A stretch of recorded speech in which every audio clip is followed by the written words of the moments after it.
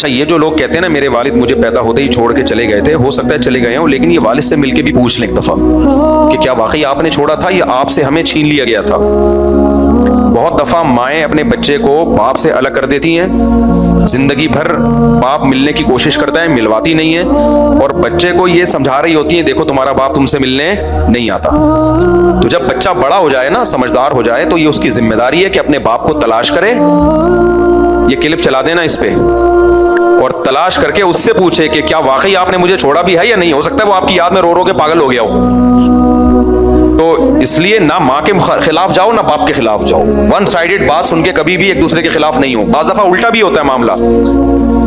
ہوتا یہ ہے کہ باپ چھین لیتا ہے بچوں کو ماں سے، اور ماں بالکل اس کو ٹھڈا مار کے باہر نکال دیتا ہے۔ گاؤں دیہاتوں میں قانون وانون تو کوئی ہے نہیں، کوئی عورتوں کو کورٹ کا بھی پتہ نہیں ہوتا، پھر یہی باپ، ایسے کیسز کم ہوتے ہیں، زیادہ تر تو یہ ماؤں کی طرف سے ہی ہوتا ہے۔ تو ماں چھوڑ دیتی ہے، باپ چھین لیتا ہے ان کو، اور پھر زندگی بھر ان کے ذہن میں یہ بات ڈال دیتا ہے کہ تمہاری ماں چھوڑ کے چلی گئی۔ بھائی جب آپ بڑے ہو تو ماں سے مل کے پوچھو کہ واقعی تم نے چھوڑا ہے مجھے۔ ایسے کیسز بھی ہیں میرے سامنے کہ ماں نے نہیں چھوڑا، باپ نے چھینا ہے ماں سے اور غائب کر دیا، ماں ساری زندگی روتی رہی ہے اور یہ سکھا دیا کہ دیکھو تمہاری ماں نے تو تمہیں اس وقت چھوڑ دیا تھا، ڈرامے کر رہی ہے تم سے ملنے کے لیے۔ تو ون سائیڈڈ بات سن کے کبھی بھی کسی کے بارے میں فیصلہ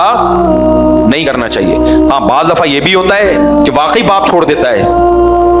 ایسا بھی ہوتا ہے، ظالم ہوتے ہیں باپ، بالکل خرچہ نہیں اٹھاتے، ماں کے حوالے کر دیتے ہیں، ہم نے نہیں پالنا، جو کر دی کرنا، ایسے بھی ظالم ہیں بہت سارے۔ تو تینوں طرح کے کیس ہوتے ہیں، لیکن یہ آپ نے ایک طرف کی بات سن کے کبھی بھی فیصلہ نہیں کرنا۔ جب تک دوسری پارٹی سے ملو نہیں، صورتحال سمجھو نہیں، اس وقت تک ون سائیڈڈ بات سن کے کبھی بھی نہیں فیصلہ ہوتا کہ کون صحیح ہے کون غلط ہے۔